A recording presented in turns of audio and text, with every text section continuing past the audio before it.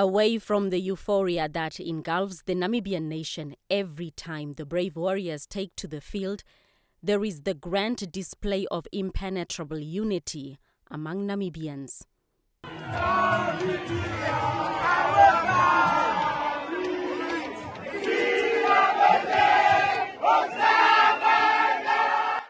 The selection or call-up to play in the national team is always the aspiration of any athlete, and although skills had been an overriding determining factor, it is the diversity which transitions into one Namibian team on the pitch.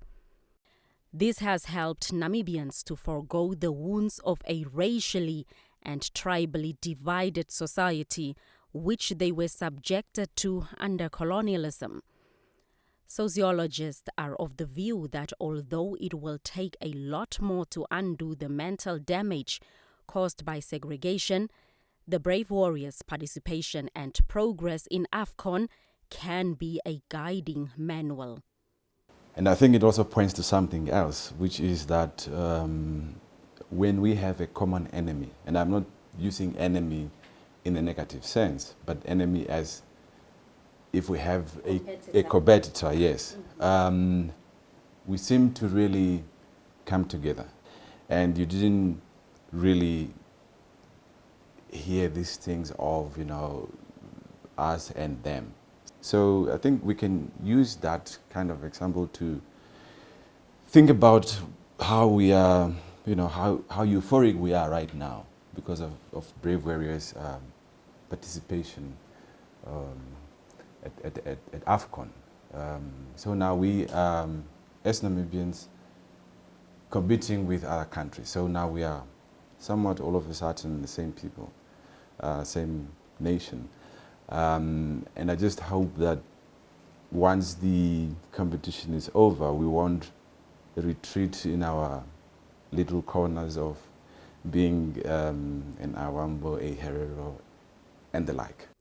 But the shift in mindsets towards sports as a unifying factor has not been fully traversed within the Namibian society, Dr. Shirera, a former soccer player himself, argues.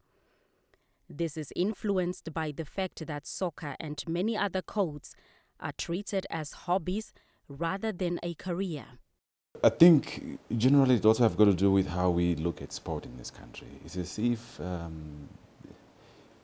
our sportsmen and women are those who, couldn't make it anywhere, and I think that's what is part of the problem.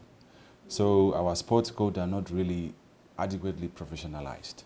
As with any game to keep the support base solid, the brave warriors had to redeem themselves in the game against Mali, following a devastating 4-0 loss to Bafana Bafana last week.